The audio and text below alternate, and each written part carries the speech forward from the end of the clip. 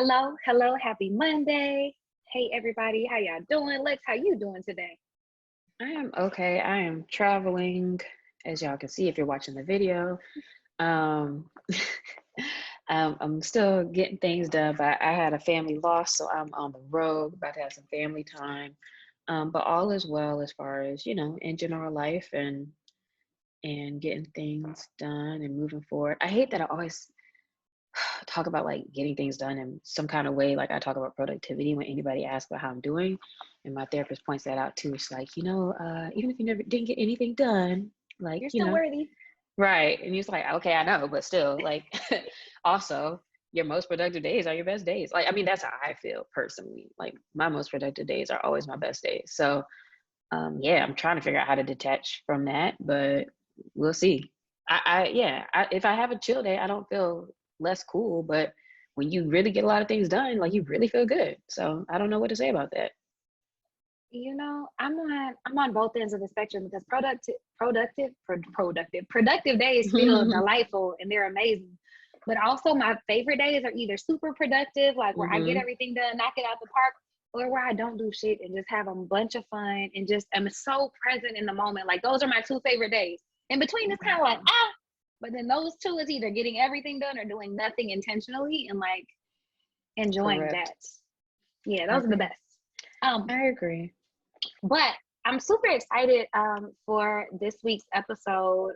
On the regrets episode, Alexi actually mentioned, like, I'm just gonna read her quote because I took it from the last I'm episode. about to say, But what? What did I say? yeah, so this was your idea, even if you didn't know. Oh, Alexio said, one of the hardest things in life is to accept what's right around you and to move forward in that because mm, we do want to see things in a certain way, if it's a person, a job, etc. But there is so much more opportunity for other things. And then we kind of led into some conversation about, man, could this be a whole episode? And I think so. yeah. Like, I I'm think dealing with that, that right now. man, who's not dealing with this is really the question.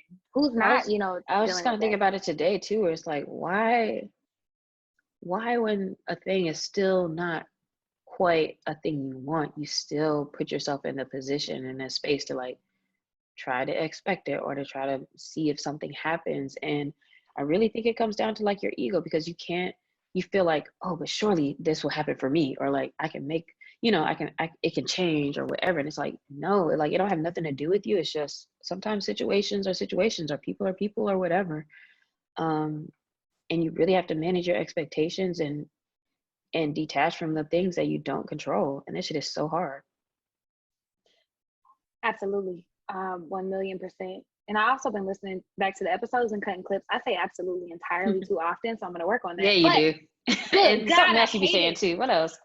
Hate it. Uh, I when you like say it, cringe. today, I'm a remember. But it's I something also say else. I love that. I say I love that a lot as well. Yeah, you do. You do. It's Yeah. something else too. Damn. I need the Yeah. vocabulary. Okay. But if we're talking about detachment, like when you say detachment, what is detachment to you? What does that mean? To me, it is not. I'm trying not to use the word attached also, because I feel like that is real obvious, but I think it's not needing a certain outcome. Mm-hmm. Mm, Being okay surrendering to life as it comes at you, and as you experience it, going with the flow a little bit. There's some other things that come with going with the flow that's like, but um, yeah, those are the things that come to mind when I hear that word of detachment. Being Yeah, those okay without a specific outcome. that's pretty similar, I would think, to my thoughts around it. It's just being open to possibilities, Hmm. having like not being attached, obviously, but being open to possibilities, like having freedom in how things can turn out, and you're still okay with them, and you're still excited about it. Was Mm, interesting. Mm-hmm. I don't know if you have to. I don't know if detachment means like you're okay with whatever happens though either, right? Like we don't have to be phony about something not going where you wish it did or not, but I guess you just wouldn't be bothered. But that's what I was When about to things say. With happen the it, way they happen, you might not necessarily be as bothered. and that's what I was saying. I think a sign of attachment is whenever things don't turn out exactly how you want, you do get bothered. You're either upset, you're, Mhm. frustrated, you're sad, you're disappointed. Like that's a sign of attachment. And so that's what I mean when I say, okay, not that you're overjoyed with every outcome, but it's just like, Yeah. But to what point is that wrong though, right? Like why can't we have certain expectations around certain things, especially when there are agreements in place with relationships with other people, friends, etc., right? I think there are some things that it's okay to have a particular expectation. Um, what do you think about that? Like, I don't know. I think it's there's something to like people who try to act like, oh, detach from everything, and it's like live all willy nilly. It's like that sounds cool, but also the reality of things is that there are certain things that we agree to with each other, or out of certain circumstances, right? If somebody pays me to do a job and I don't do that job, then it's not like, oh, well, I'm detached from the circumstance, so it's whatever. Like, no, like there's still consequences and there's still things that happen. When things don't turn out the way that they're supposed to, I guess, which even saying that word is like, we should say should and supposed to, but I think there are some places for that. well, yeah, yes, and all of those things. Like I think it's just managing, like learning to healthily manage your expectations. I think communicated expectations Mm-hmm. in a partnership is very different than you expecting someone to show up for you in a certain way and they didn't necessarily opt Mm-hmm. into that and they don't know, Mm-hmm. and then you get frustrated, as Mm-hmm. opposed to us having a conversation, or a married couple, like, look, we're not going to cheat on each other, we're going Mm-hmm. to split the bills, we're going to do this, and then that doesn't happen. That's a different managed expectation. I think attachment would be like looking for okay, I have an example of attachment in my own life. Like I'm attached to showing up a certain way. Like I want Mm-hmm. to make sure I'm always my best, that I'm always this happy-go-lucky fun like person, and when I'm not, I get disappointed in myself. I think Mm-hmm. that's an example of an attachment. It's like, bro, Mm-hmm. you're human. Why are you so attached with that? And I think that kind of ties in with ego, Mm-hmm. and showing up a certain way, or wanting to appear a certain way, or have this certain status. And so I don't think it's necessarily not having expectations. I think it's maybe having uncommunicated expectations, or I hate to Mm-hmm. say unrealistic, but like unrealistic expectations, or Or maybe it's like expecting things. uncontrollable, right? Like Hmm, expectations around things you can't control. That's where there we that's go. where you lose it. Because there are certain things in the same way you said about yourself that I have as well. Mine is that I'm a good person. So for anything that makes you feel like somebody's saying like I'm not a good person, or to call out something I did, like even that's why I've had so much difficulty with certain things that I've done in my own personal life, because I I'm still sticking to like, oh no, I'm this type of person. And it's like, actually I have done some things. And then it's better to have accept those things and move forward than to like you're fighting yourself in that type of space. But it covers a lot of things. And I feel like when I hear about detachment though, that it's typically around people and like their experiences and like moving forward with things that didn't go their way, or Mm-hmm. situations with other people, etc., and things that you can't necessarily control, and being open, like you said earlier, open to what else may be, in your path that's not what you were thinking, and outside of that. So it really has to do, I think, with acceptance, which is so hard, also, because we really think we know what we want. We really do. And when we sit back and evaluate that, it doesn't really, I don't know. I feel like there are so many nuances in why we think we want the things we want, and how we think things have to turn out to be successful. One of Because my of what it favorite, says about us most of the time, yeah, probably, what we just said. oh That's what it yeah, is. Like, why wouldn't this guy want to be with me if I'm so awesome and so great? And then you make it about you, and like, you make it about all these other things when it's like that shit don't have nothing to do with you most of the time.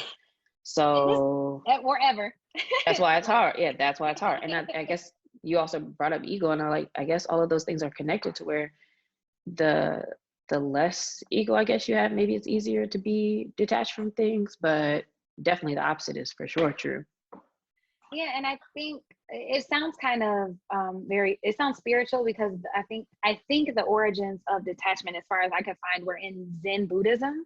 Mm-hmm. And so it's a spiritual practice. And I was like researching some stuff from Osho. He has some great stuff.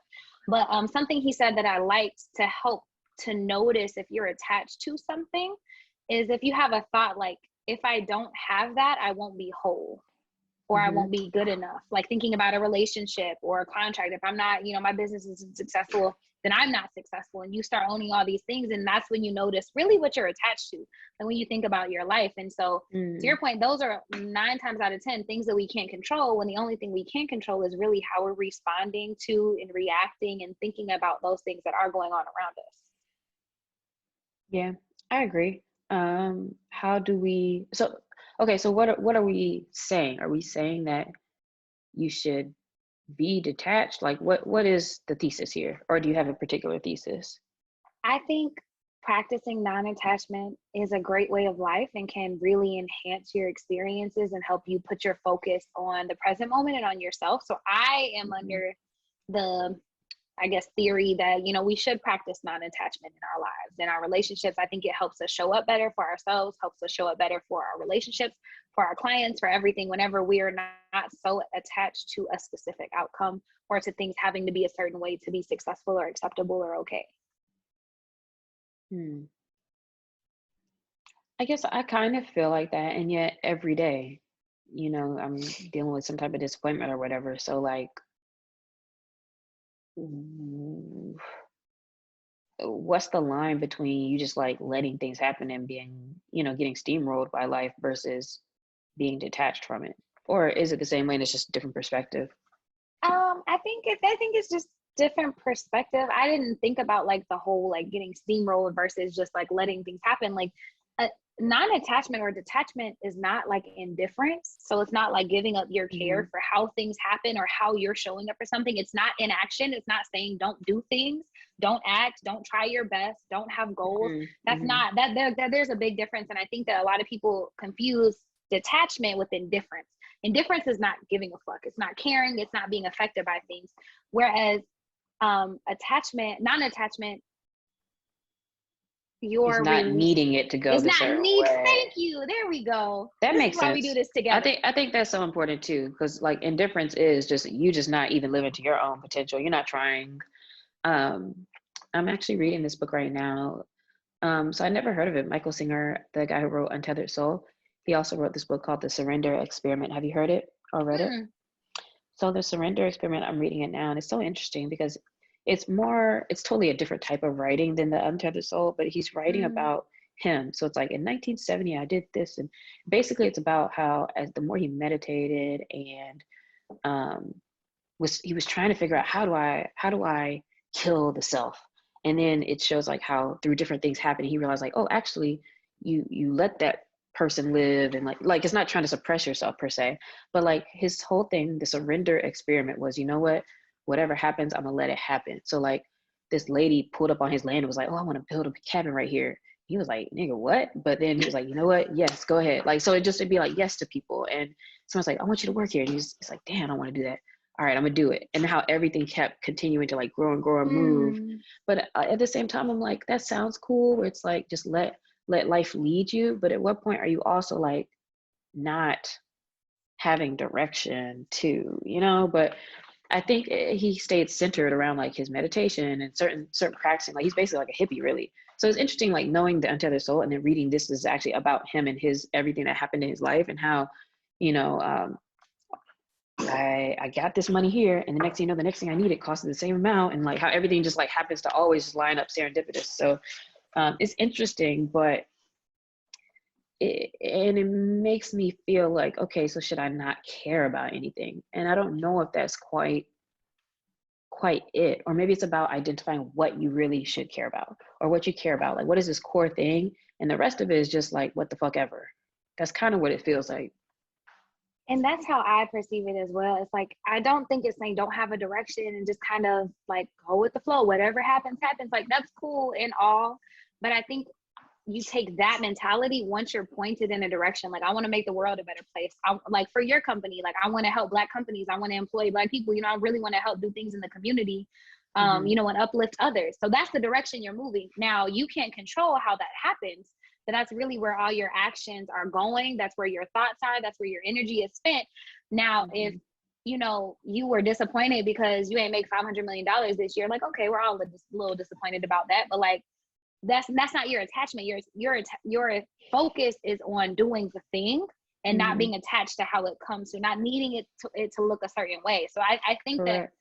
that attachment is just your eyes focused on, you know, what your passion is, what your purpose is, what you're really, The you know, impact you the want to impact make, that kind of. that you want to make, but not being attached to how that has to look for it to massage your ego, to make you feel good, to make you feel like you cool enough, you know, to be, you know, around who, whatever. And because I think that attachment really just gets in our way and helps us like get disappointed and get more off track. If we don't see progress in the specific way that we want to, then we could get discouraged, we could pull back our energy, we could get down on ourselves and just start, you know, falling into this like negative spiral, whenever it's like, no, you just literally do the work and know that it's working. Like one of my yoga teachers during my yoga teacher training told me, like, because I was a little concerned about teaching classes because I've been a personal trainer, but like teaching yoga, I was like, man, I just don't know if I know enough. I don't know all the names of the poses in Sanskrit. Like I don't know if I know enough. She said, Carlie, just trust that the yoga is going to do what it needs to do. Like trust that all you do is show up and you're a vessel. You got to let go of everything else. And I'm like, I love that. And I always tell my yoga students that. I'm like, yo, the only thing you can control is your mat. That's it. You on your mat. You can't control the noises outside. You can't control my music. You can't control what I'm going to tell you to do.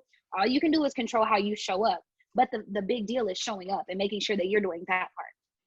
But see, like, so this guy, though, he was talking about stuff like his dissertation. And he was like, yeah, I just opened my book and started writing. Or he became a teacher because he had like a PhD in economics or something. He was a teacher. And he was like, you know what? I'm not going to prep for class. When I go into class, I'm going to just talk and see what happens. And so I'm like, maybe that's about like, you know, trusting that life prepares you for the things that it puts you in front of. And at the same time, it also feels like, oh, okay, let's be prepared. He took his PhD test, or I don't know what it's called, but something he took. He was like, yeah, he didn't really study for one of them because he didn't know it well. He opened his book like 3 times, you know, just wherever his book kind of landed, he read it. And then when he took the test, it was on those things. So it's like, but also I feel like I have the same stories like I've talked about on here before, that the time I had like a 12-page paper and I just went to fucking sleep and I had a dream about the paper and I woke up and I wrote that bitch and I got like a 98. So like that shit does happen sometimes, but also it's very stressful. And I don't know if that's like how I recommend like moving forward with your life. Like just kind of like winging it, you know? Well, and we know, like, if y'all haven't listened to the podcast, I am a proponent of winging it and just doing things. I never plan classes before I teach classes. I never plan things like that's not, but the difference is whenever I go into places that I know need a PowerPoint, I do the PowerPoint before. I'm not building it during the fucking presentation. Like I think there's a time and a place to be led by those things. And I think to the degree that you trust that the universe is going to prepare things, like you see a lot of serendipities and synchronicities in those ways. Like if you feel led by your intuition to show up to this networking event that you didn't want to go to, and then you meet your biggest client, it's like, oh man, I'm glad I listened to that. But like that, all of that to say, like there's still a significant degree of preparation that even took that to get there. He already had a PhD in economics, like, you know what I mean? Like before he started falling into the other things, like he did a lot of preparation and then fell into it. So I think it's allowing yourself to be led to the degree that you can, but also still preparing. It's not doing the back work. And I think that's where a lot of people are like, oh, I'm just, you know, letting life flow and doing this. And it's like, yeah, that's great. And also do the work. Like there's a way to do both and to ensure that you show up as your best self always. So what does this look like then? Like what are the ways that you detach in your day-to-day life? I think the first part of detachment or practicing non-attachment in your life is recognizing that you're whole, like as you are right now in this moment, and that you're your only source of wholeness and security, that one thing is not going to make you any more whole or any better than you already are at this moment. How do you believe that? I was thinking about it from Osho's teachings, like when I was reading about this before a little bit, about non-attachment. No, Osho. Oh, my bad. Well, I was like, what are you talking about? Nah, you be talking about McDonald's and FIFA, but right, same shit every day, bro. But we're talking about Osho, OSHO, and that was the quote earlier. Like thinking about, if I don't have that, I won't be whole. So looking at your life and thinking, man, I need that relationship to be whole. If he doesn't commit to me, then I'm not worthy. I'm not this. If I don't get that client, And so I would say the first part of attachment is making sure that your home base is good, that you recognize Yeah. that like without anything external, that you're enough. Yeah. I think what threw me off with that is that I think that often we'll feel like that, but we don't say it in that way. Like, you know what I mean? Like, might not be like, oh, I'm not whole without this. But if there's things that you're like, yo, I need this to happen. What is Kyle Cease talks about it too, where he's like, the minute you stop needing something, like the shit just be Have popping it. up and like you be Boom. straight. Yeah, but it's something about that like desperation and yeah, that just like pushes things away. So People, that money. that makes sense to recognize like what you think you need, and maybe even that's probably people could probably like write a list of like what are the things you think you need, without thinking too hard about it, right? Because then you might just be overthinking and just be like food and water, but really the things that make you upset, you know, might be a relationship or friends or your job or whatever else. Mm-hmm. And then the next one you kind of talked about already is like changing our perspective, like reframing our own narratives and changing our perspective. Like I think you said in the last podcast episode, you said, you know, whatever you look at is good and bad. Mm-hmm. It just changes on how you look at it. And so really looking at your perspective in your world, like how are you looking at the world around Yeah, man, sometimes things just are, and it's just that like it don't even need to be a good or bad, it's just that's what it you? is, Isn't and you're that one gonna of the accept it or not. isn't that one of the 7 spiritual laws of success though? Is not assigning something as good or It bad? might be. Definitely Detachment's in there. And I love how he talks about that chapter too. I used to listen to that whole book on audio, like while I would get ready for the day, because it's only 45 minutes. And so I knew like that would last me the whole time. But like there definitely is a whole detachment chapter that just the way he talks about it, like it makes sense. Like it definitely makes sense. So I would recommend you guys listen to that for sure. Or read it if you have the book. Mm-hmm. Absolutely. I love the audio book. I started listening to it because of Because you his actually. voice. Yeah, and Yeah. it's just so peaceful and it's so quick, like quick little drive Yeah. in LA from one foot to and fro. Like you can knock that thing out. Um, I think another step, we only have two more, but another step for detachment is embracing uncertainty. Because we try to control the things around us to make us feel safe. Like if we know the outcomes, we feel like we can prepare for them. And like you really just can't prepare for life. If you can prepare for everything that's happening and predict it, then you're not really living. Like I think we try to control our circumstances too much, and that doesn't leave us open for possibilities or Mm-hmm. opportunities. It doesn't leave you open for anybody to show up in any new way in your life, for any extra healing, for any extra abundance, because you think you have this whole vision of exactly how everything is. Mm-hmm. I agree with that as well. And then another way is in being present. And I guess I would say that makes sense because if you're so attached to something that's kind of looking to the future, right? Like you want a certain outcome or you're working towards a thing on, and to be more present and to really just like be in the moment keeps you in a space where you are open to what you just said as far as like the uncertainty or what could happen or what is just happening and not thinking so hard and so far ahead. Um, but I don't, when you are intentionally being like present or trying to focus on the now or whatever, do you feel like you can tell that you are more happy or like less anxious or like that it feels better? To I don't know if me, I've ever yeah. really thought about it. To me, absolutely. And every time. But y'all, I'm working on that thing, absolutely. You know, just thinking about our own speech things. I guess But I think it really happens the other way around. Like if when you're in a good mood, or for me, like if I'm really in a good mood, or if I'm like on the balcony or chilling, and it's like, oh, the sun feels good, I'm reading a book, or whatever I'm doing, then I'm like, you know what, I'm really in the present. Like I notice it after, right? You can't really think about it the other way around. well, I'd say, I think I've noticed it in the present, but not like, wow, I'm enjoying this because I'm in the present. It's just I look around and I'm like, wow, like I love the people around me so much. Mm-hmm, I'm so much enjoying this time. It's such a beautiful mm-hmm. day. Oh my God, this pool water. I was in a pool the other day and it was like 90 degrees Ew. in LA. I was like, oh, this feels so good. Like, you know, and you just notice that your attention is not elsewhere. And I feel like less Mm-hmm, anxious because I'm not concerned about where I'm going when I leave. I'm actually just able to enjoy those people around us. And I think so far as even to saying like, whenever you're present, you whenever you're not present, you might miss out things in the miss out on things in the present moment. Like you might miss out on an opportunity to really experience something new with somebody that you love, or even being present in a conversation. Like somebody might be dropping some gems on you or sharing a new opportunity.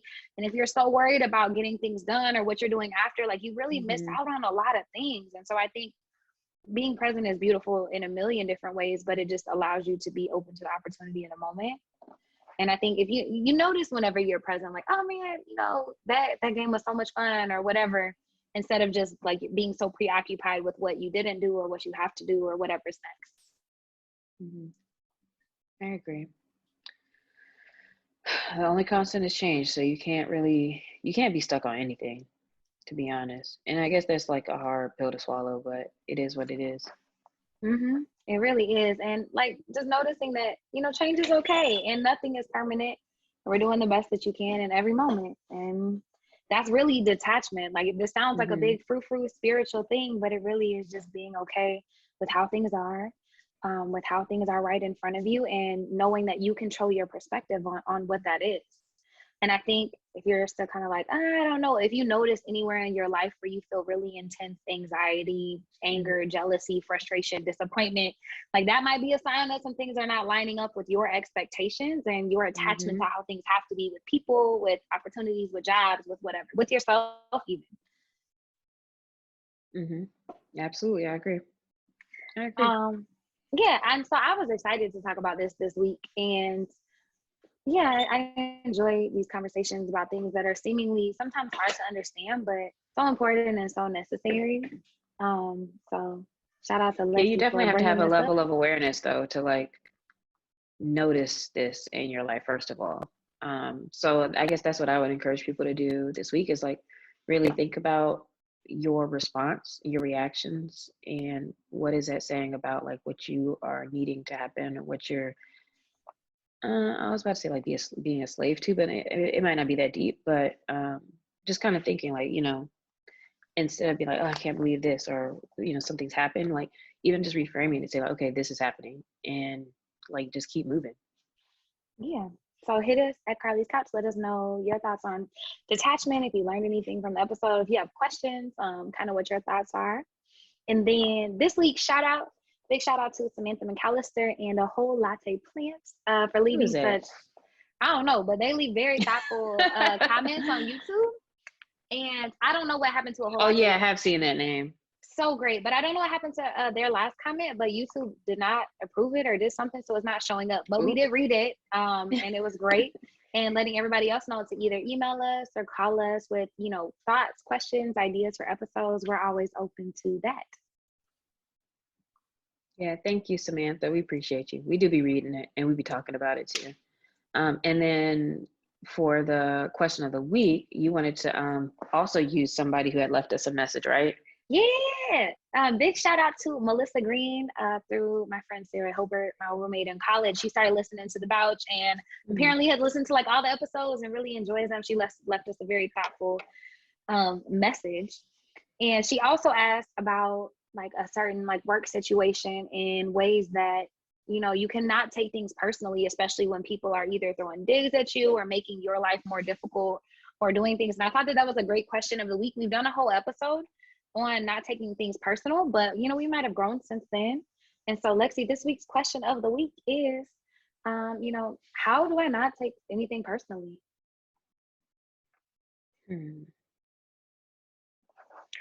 I would say by, I don't know, is it really an answer or is it just like, you just don't? I don't know if this is a legit answer, but I would say what happens is that you find that you are taking something personal and then you just gotta stop. And like I just stopped and be like, you know what, that might not be about me. Or I don't know if that's about me. Or I'm not gonna make that about me. And then you move on. Yeah. I don't know if that's legit enough of a response. What about you? What would you say?